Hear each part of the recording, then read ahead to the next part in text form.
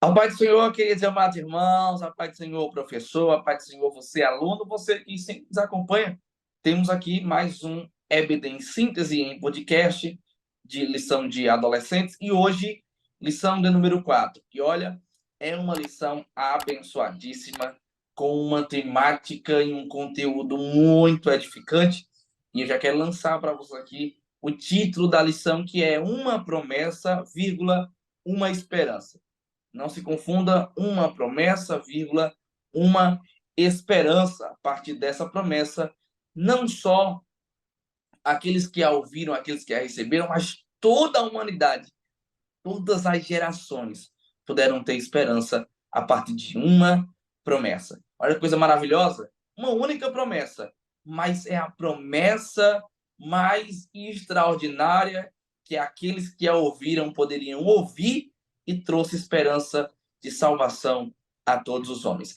Atos capítulo 10, versículo 43, a mensagem bíblica diz: todos os profetas falaram a respeito de Jesus. Olha aí quem é a promessa. Dizendo que os que creem nele recebem por meio dele o perdão dos pecados. Nós sabemos, queridos e amados irmãos, que quando o Senhor ali ele criou, né, querida professora Rosimar, o jardim, aquele lugar perfeito, Deus descia, conversava com Adão, conversava com Eva, e de repente no jardim Deus investia tempo de relacionamento com eles, tudo era perfeito, o Senhor deu uma ordem e eles não a cumpriram, desobedeceram o Senhor e através daquela desobediência acarretou em muitos castigos e uma palavra de maldição também. Só que nesse mesmo jardim nós temos uma grande promessa. E é interessante, querida professora Rosimar, que Deus ele não só anuncia o seu castigo, né? Nós vimos que desde o princípio há uma misericórdia que age através de Deus. Porque ele não só anuncia o castigo, mas ele, junto com o castigo, ele traz consigo a promessa. E eu quero dizer aqui, porque tem aqui no subtópico 1, né? A promessa no Éden. E aí é interessante porque nos outros subtópicos, percebamos que no subtópico 3, por melhor dizer, tem a promessa. Porque é a promessa, é a maior das promessas que nós vamos encontrar no Antigo Testamento. E quem é essa promessa? É a vinda justamente do Filho de Deus, do Cristo. Naquele momento ali que a humanidade estava perdida porque nós herdamos de Adão e Eva, do primeiro homem. Nós herdamos a natureza caída, mas então, professor Rosimar, nós recebemos e eu vou ratificar aqui, a grande promessa do Novo Testamento, a qual os profetas também falaram a respeito. É isso mesmo, Felipe. A paz do Senhor, querido professor, professora, né? Estamos aqui, gratos a Deus por esta oportunidade de falarmos um assunto tão maravilhoso.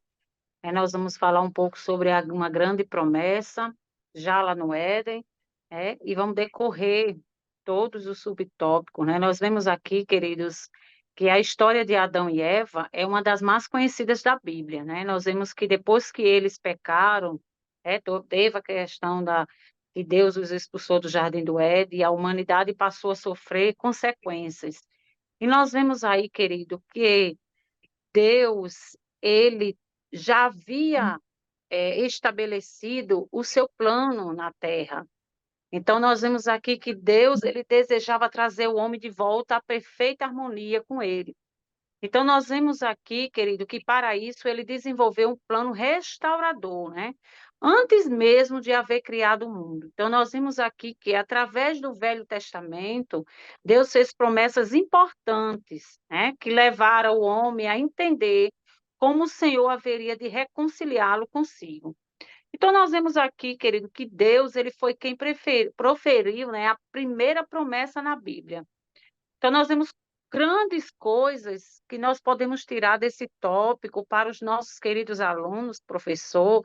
Nós vemos a chamada de Abraão, né, que Deus lhe faz promessa.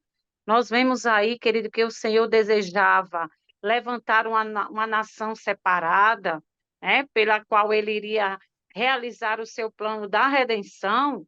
Então, nós vemos que a palavra de Deus diz: ora, o Senhor disse a Abraão: sai-te da tua terra, da tua parentela e da casa de teu pai, para a terra que te mostrarei.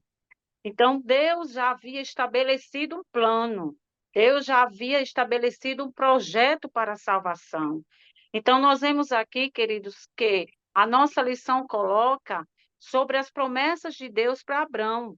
Então, Deus promete fazer de Abraão uma grande nação. E mais na frente aí, queridos, nós vemos neste versículo que Deus vem chamando Abraão para sair de sua terra, deixar sua parentela e partir de uma terra onde lhe mostraria. Então, nós vemos aí, querido, que Deus ele promete a Abraão que fará uma grande nação. Então, essa lição maravilhosa, ela nos mostra que ele também promete que o nome de Abraão será grandemente engrandecido, né? O que ele será uma bênção para os outros.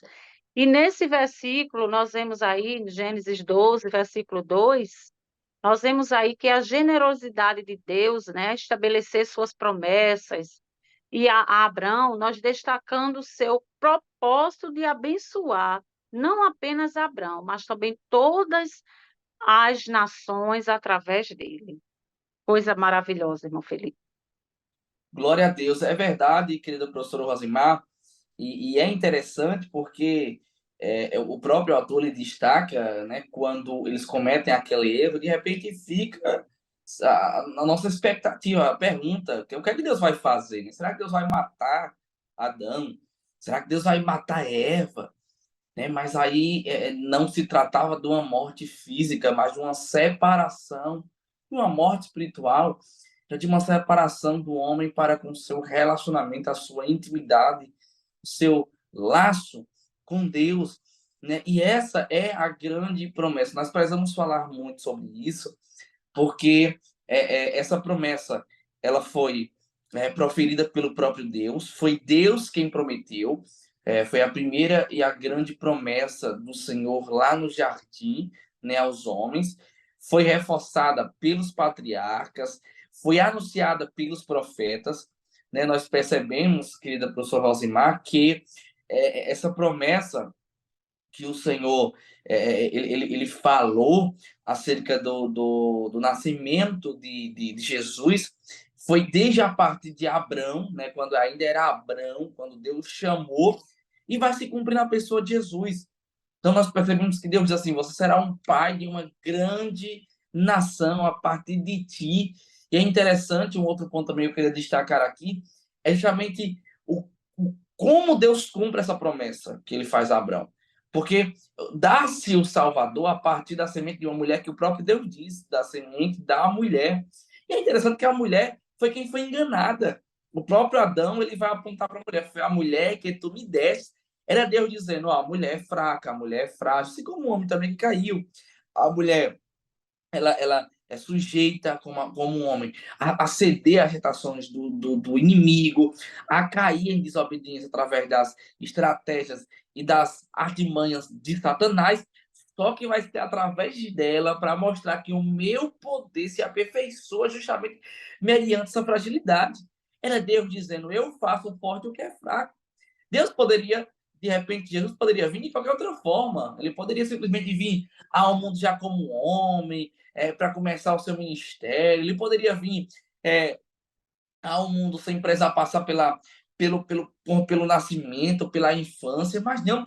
Deus assim o quis para mostrar para Satanás que o seu poder é forte através do seu propósito, do seu filho Jesus Cristo. Ele veio em semente de mulher, que foi quem caiu e foi quem cedeu a proposta do diabo. Ele veio em carne, ele veio como homem, ele foi sujeito às tentações para mostrar para o inferno que a promessa que o Senhor fez, ela se cumpriu na íntegra e de forma plena. É por isso que Jesus é a grande promessa. Por quê? Porque ele é a promessa que traz esperança, porque todos os homens, como disse Paulo, pecaram e destituídos estão da glória de Deus, Ele é aquele que traz a restituição e que nos filia diante de Deus, e é aquele que cumpre o seu propósito de forma plena e de forma absoluta. Glória, pois, ao Filho de Deus.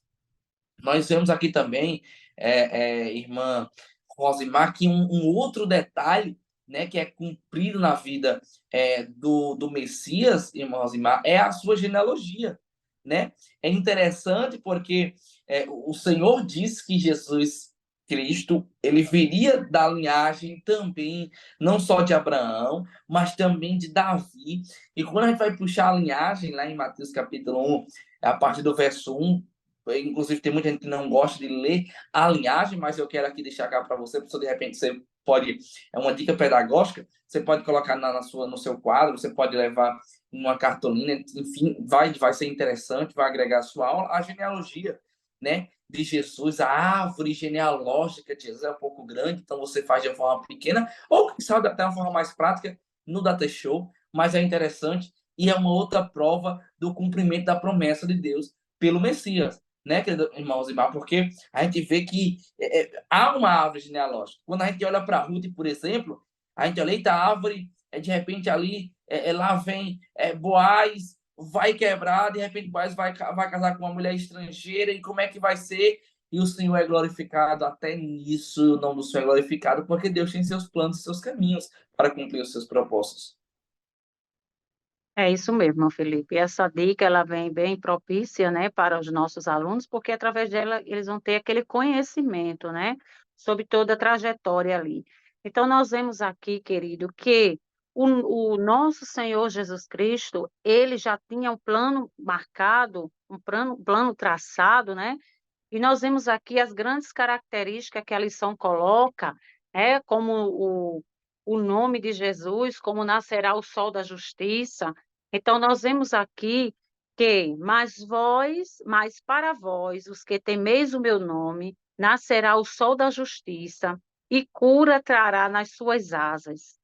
E saireis e saltareis como bezerro da estrebaria, e na linguagem profética, né, nós vemos aqui Jesus ele é apresentado como um sol que ilumina a todos. Nós vemos aqui, queridos, que o nosso Senhor Jesus, ele já havia esse plano da salvação, e a lição também coloca isso, então nós vemos aqui que como ele representa-se como o sol da justiça, ele refere claramente ao futuro Salvador, pois ele virá com cura nas suas asas. O sol não tem asas, é claro, mas alguns comentaristas pensam que esta palavra se refere aos raios do sol como sua energia vital. Então, nós vemos aqui, queridos, que, no entanto, a palavra hebraica, ela significa asas e nada mais. É como se o sol subisse rapidamente, né, em grandes asas, dissipando a escuridão do mundo com sua luz, dispensando a cura à sua alma doente. Então, nós vemos aqui que o sol da justiça, é claro, não pode ser outro senão o próprio Deus, né? Então, a Bíblia ela coloca dessa forma. Então, nós vemos aí, querido professor, a importância de explicar, de passar para os nossos alunos essa característica do nosso Deus como o sol da justiça, que ele é o próprio Deus. Então, porque o Senhor Deus, lá no livro dos Salmos 84, e versículo 11, vai dizer: porque o Senhor Deus é um sol e escudo, o Senhor dará graça e glória, não retirará bem algum aos que andam na retidão. Então, nós vemos aí já falando sobre a Deus como sol, né? Como justo, como justiça. Nós vemos aí a grandiosidade da glória e do poder de Deus, né? Para todos nós.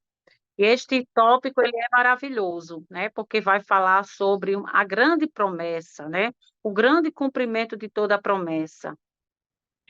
Glória a Deus, é verdade, querida professora Rosimar.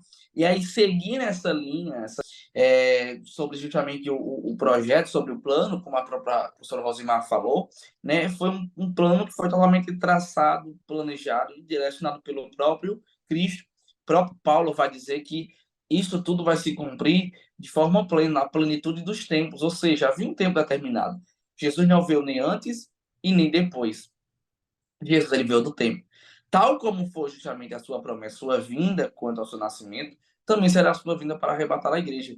Ele não vai vir antes, nem vai vir depois. Ele vai vir na plenitude dos tempos, ou seja, quando o tempo for, no tempo determinado pelo Senhor. Quando chegar esse tempo, então o Senhor ele virá, porque o nosso Deus ele é perfeito. E então, nós entramos no subtópico 2, né, profecia sobre o Salvador, porque o Novo Testamento ele é recheado de profecias sobre Jesus Cristo. Uma vez eu ouvi de um certo pregador, e vale ressaltar aqui, que ele disse que o tema central da Bíblia era a fé.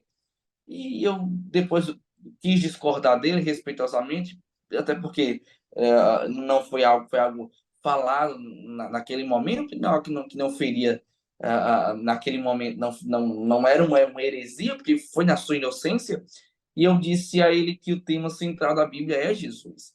Quando você pega o Velho Testamento, a profecia e o Novo Testamento apontam para Cristo. A velha aliança, a lei aponta para a vinda de Cristo, e a nova aliança é o cumprimento justamente da lei na pessoa de Jesus Cristo. Então, mediante Jesus Cristo é que nós podemos ter fé. É por isso que ele é o tema central da Bíblia, porque toda a nossa crença é oriunda a partir do Filho de Deus. Quando nós pegamos a Bíblia Sagrada, professor Rosimar, nós temos aqui no subtópico, no tópico 2, o nascimento por uma jovem virgem, o nascimento em Belém e homem de dores. Perceba que é tão perfeito o plano de Deus que há já esse anúncio por parte dos profetas. Você vai ler os profetas maiores, por aqueles que mais profetizaram acerca de Jesus Cristo. Você vai ver os profetas menores, é aquele que tem uma quantidade menor de profecias a respeito do Cristo, mas todos eles profetizam acerca de Jesus. E é interessante porque há aqui muitos cumprimentos, eu queria, inclusive, deixar cá aqui, junto com a professora Rosimar, também queria ouvir, mas é interessante porque quando o Senhor ele faz a promessa em Isaías capítulo 7, versículo 14, paz, meus senhores e as senhoras. Eu fico me imaginando no lugar daquele ouvinte que ele nasceria de uma virgem. De repente alguém poderia dizer, mas como ele vai nascer a partir de uma virgem? Será que a virgem pode conceber? E há um cumprimento. Por quê? Porque o poder ou a grandeza do cumprimento da promessa que o Senhor fez, que gerou essa esperança, não estava nos homens, estava no próprio Filho de Deus, que despiu-se de sua glória e encarnou entre os homens. Então a glória do cumprimento não está no homem. É por isso que quando o Senhor diz que vai nascer de uma virgem, e nasce de uma virgem, até o seu próprio esposo, José, ficou espantado, mas é porque a grandeza, né, querida professora Josimar, do nascimento de Jesus, dessa promessa, não está no homem, não está na mulher, não está no mundo natural. É justamente no mundo espiritual, é o Senhor, mediante a sua soberania, cumprindo a promessa que ele fez lá no Jardim do Éden, se cumpriu na plenitude dos tempos, e cada dia vai se fazendo conhecido pelas profecias dos profetas. É isso mesmo. Esse nascimento do Messias, né, que Isaías bem coloca, nós vemos aqui, queridos, que a Bíblia diz que o mesmo Salvador vos dará um sinal. Eis que a Virgem conceberá e dará à luz a um filho, né? E chamará o seu nome de Emanuel. Então, nós vemos aqui que o nascimento de Jesus é um dos eventos mais extraordinários da história humana, né? Então, nós vemos aí a questão da concepção do Salvador, que é mais que um simples acontecimento na biografia de Jesus. É, na verdade, o despertar do ápice da história humana. Nós vemos aqui que, quando vai lá na frente, vai falar sobre a questão, nós vemos aqui a para-manjedoura em Belém, né, conclui todo o esforço dos patriarcas, né, profetas, e santos do Antigo Testamento. E nós vemos aqui que, no mesmo lugar daquela estrebaria, flui todo o significado da obra dos apóstolos, discutindo dos discípulos e da igreja do Senhor Jesus até os nossos dias. Então, nós vemos aí esse grande plano, né, do nosso Senhor Jesus Cristo, que é, com certeza, o nascimento, né, do menino Jesus através de uma virgem, né? Glória a Deus. E é interessante, professor Rosimar, é, que é um plano perfeito, há uma grandeza, é o Filho de Deus, como disse o doutor Billy Graham, grande pregador, foi o maior acontecimento da história da humanidade, não foi o homem pisar na lua, foi Jesus pisar na terra, mas de uma forma tão humilde. Porque, vejamos, nasceria em Belém. Belém é simplesmente uma aldeia pequena, ao pé de um monte. Exatamente. Ele viria de uma família pobre, a sua família é pobre, inclusive quando Jesus vai ser levado na primeira vez ao templo para que a sua família possa sacrificar, eles levam consigo um par de aves, porque nem dinheiro para levar um cordeiro, um cabrito a família tinha, é uma família muito humilde, é uma família de pequenas, de poucas posses, e tudo isso vai se cumprir. Vejamos, descendente da tribo de Judá se cumpre, nasceria em Belém se cumpre, nascerá de uma virgem se cumpre, haverá matança de inocente em Belém, isso se cumpre, né? Quando a Bíblia vai dizer que o Herodes ele vai começar a matar os meninos e o Senhor vai livrar o Jesus, vai fugir para o Egito, também foi anunciado. Ah, ele seria desprezado pelos judeus, isso se cumpriu. A profecia de Zacarias 9:9, por exemplo, que ele entraria em Jerusalém montado em uma jumenta, ele vai entrar. Olha a glória disso. Nós vemos, professor Rosimar, que é um Cristo que é grande, que é poderoso, que é Deus, mas ele não se envaidece no seu plano. Ele nasce em uma família pobre, em um lugar pequeno, ele monta em um jumento para entrar na sua entrada triunfal em Jerusalém.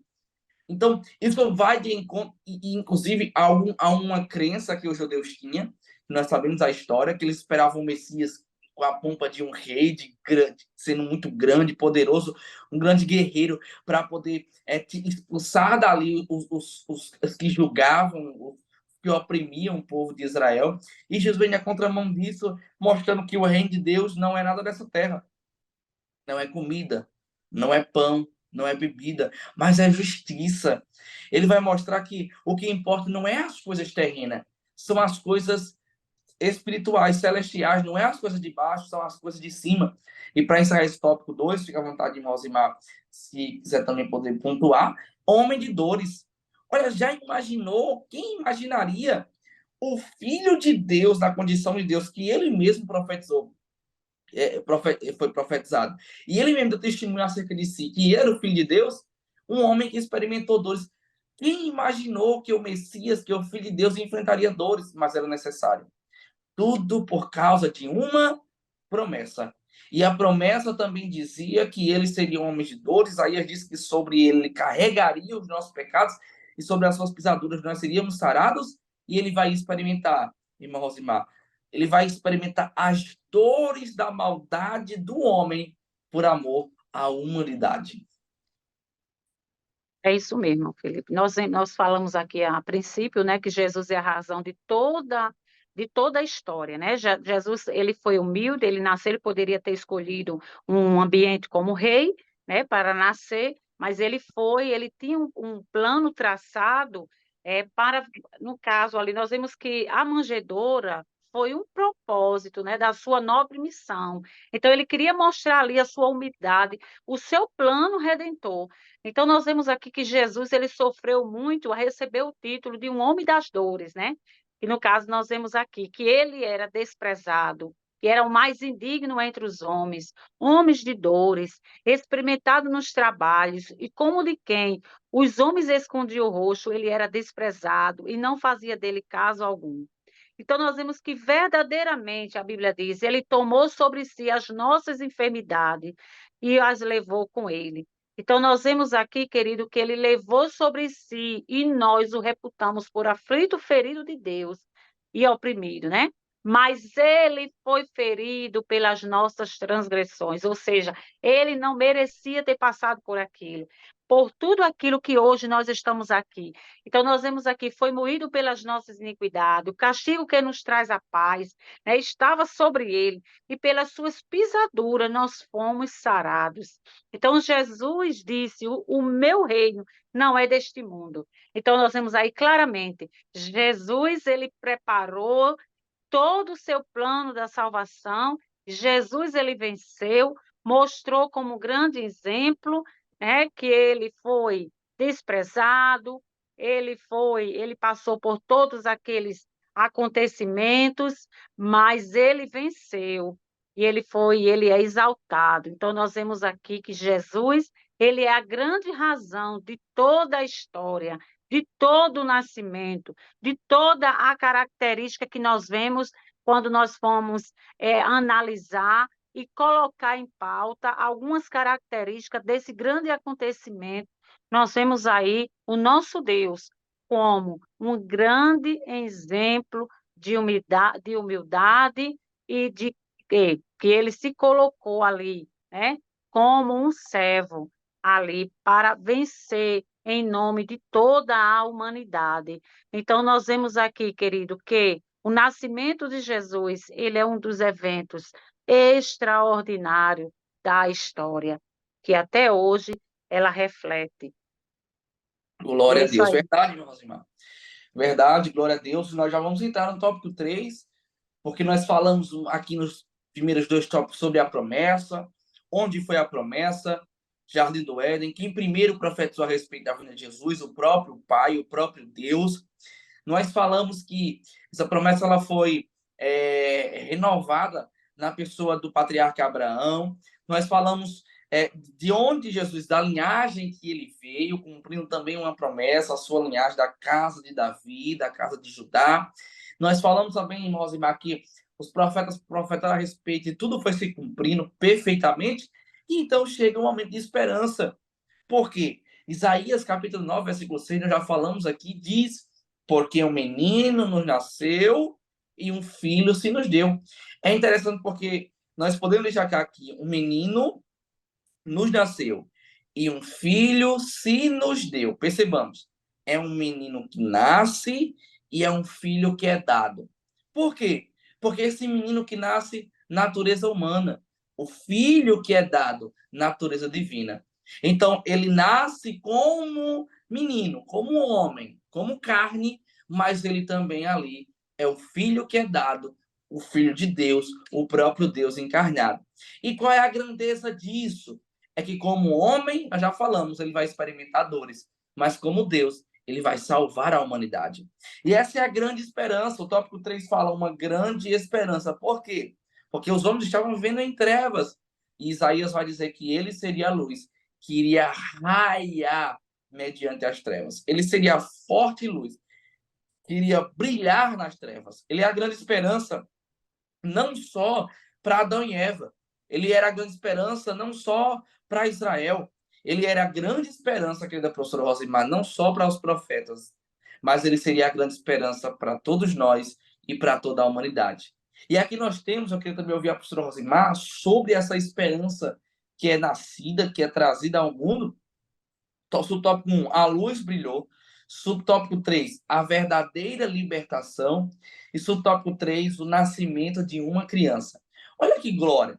Ele é a luz que vai brilhar em meio às trevas.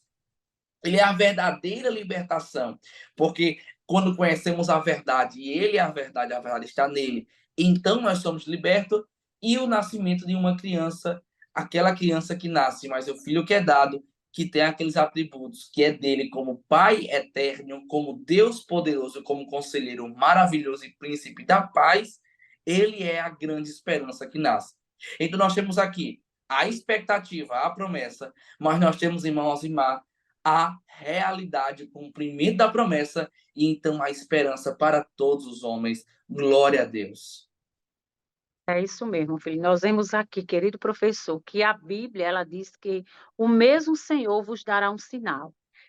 Nós vemos aqui no tópico 3, né? Vai falar sobre o livro de Isaías, ele é um dos mais importantes e profundos do Antigo Testamento. Então, o profeta Isaías, ele profetizou sobre a vinda do Messias, né? Cerca de 700 anos antes de Jesus nascer.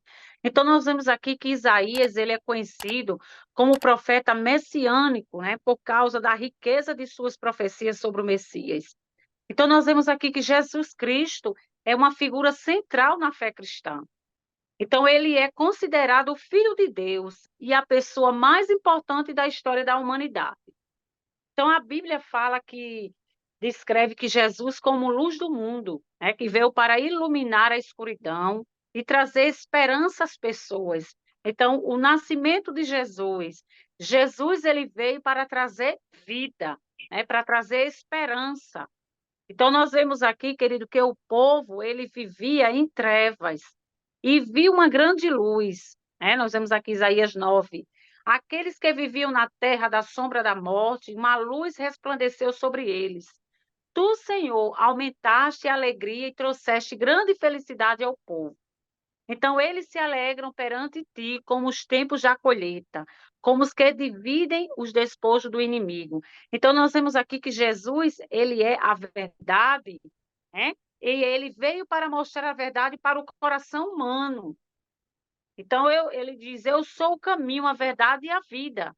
Ninguém vem ao Pai senão por mim.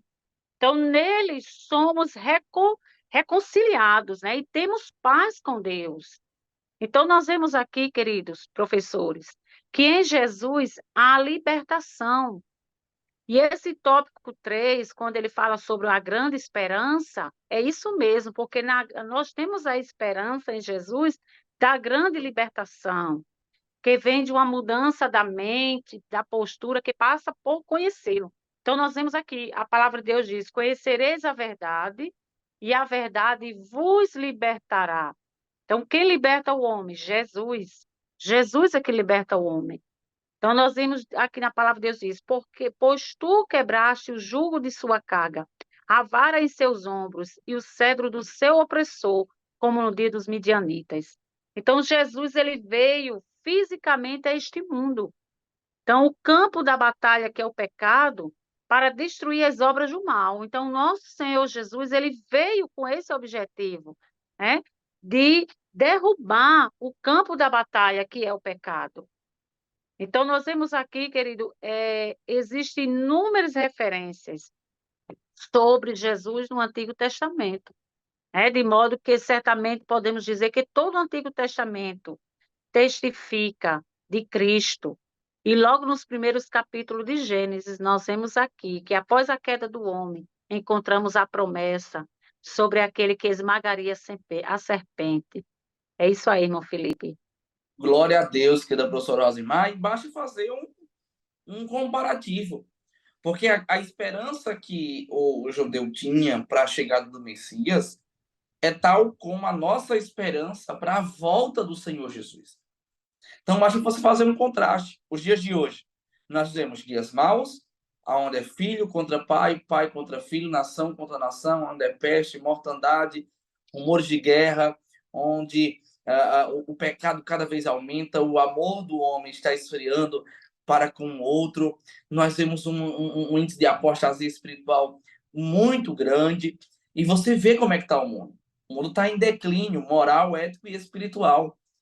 Então, a esperança que os judeus tinham para o Messias é a mesma que nós temos para o nosso Salvador. Qual é a nossa esperança? É que o mundo melhore? Não, porque o mundo jaz no maligno, nós sabemos que o mundo não vai melhorar. Então, qual é a nossa esperança? É a volta do nosso Senhor Jesus Cristo. Então, Jesus ali, ele era a esperança.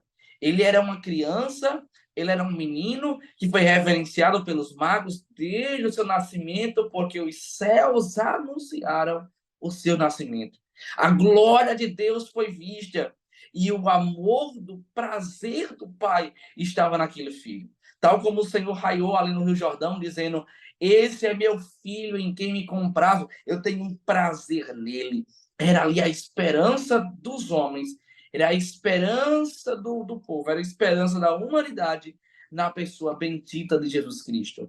E tratando acerca da salvação, nós não poderíamos deixar de falar acerca dessa promessa e também acerca dessa esperança.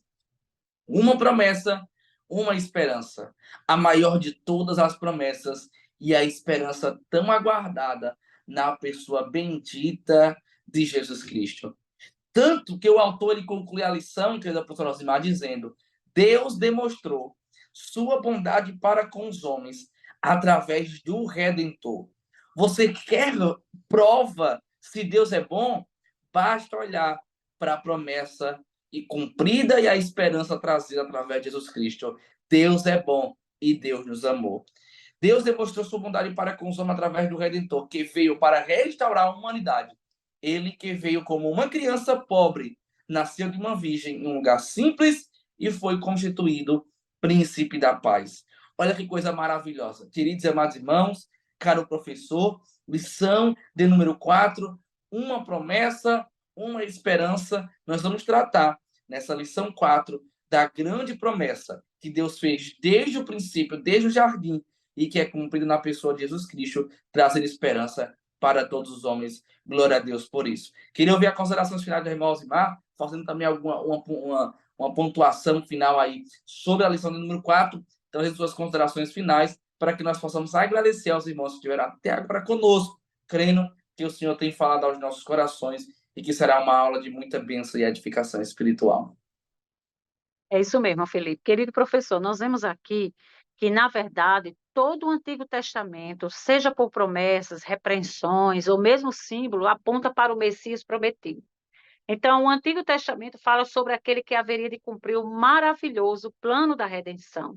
Então, a Bíblia diz: porque um menino nos nasceu, um filho se nos deu, o governo está sobre os seus ombros, e o seu nome será maravilhoso, conselheiro, Deus forte, Pai da eternidade e príncipe da paz.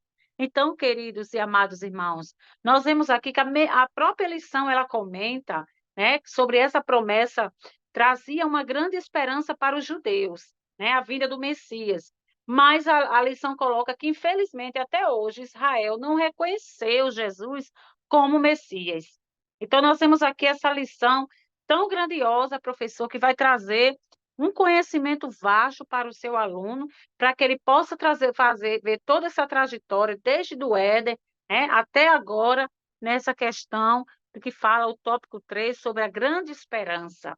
Então, querido professor, que Deus possa lhe abençoar, lhe conceder uma aula abençoada, uma aula produtiva, que possamos, com esta aula, adquirir novos conhecimentos. Que Deus abençoe, professor. Glória a Deus. Que Deus abençoe você, professor, você, aluno, pai, mãe, você, amante da EBD, que esteve conosco até agora. Que Deus lhe conceda uma aula abençoada e inspirada pelo Espírito Santo para falar acerca dessa promessa que nós recebemos desde o princípio, desde o Éden, que foi cumprido na pessoa de Jesus Cristo e que continua sendo a esperança de todos os homens ainda hoje, que é a pessoa bendita de Jesus Cristo, o nosso Salvador. E lembre-se, eu gosto muito dessa frase e vou repetir ela novamente. O maior ato, ou o maior acontecimento da história não foi o homem pisar na lua, mas foi Jesus pisar na terra, porque ele é a nossa grande esperança. Que Deus lhe abençoe e até o próximo podcast, em nome de Jesus. Amém.